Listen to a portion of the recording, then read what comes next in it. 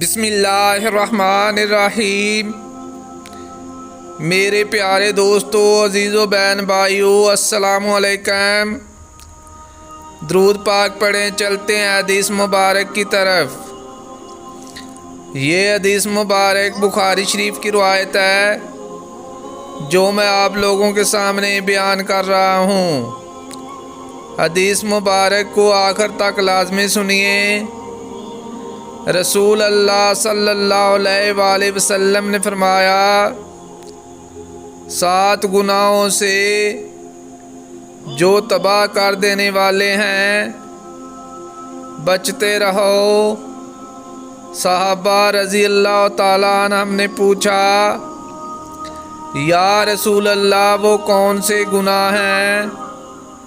آپ صلی اللہ علیہ وآلہ وسلم نے فرمایا کہ اللہ کے ساتھ کسی کو شریک ٹھہرانا، جادو کرنا، کسی کی ناحق جان لینا کہ جسے اللہ تعالیٰ نے حرام قرار دیا ہے، سود کھانا، یتیم کا مال کھانا، لڑائی میں سے بھاگ جانا، پاک دامن بھولی بھالی ایمان والی عورتوں پر تہمت لگانا۔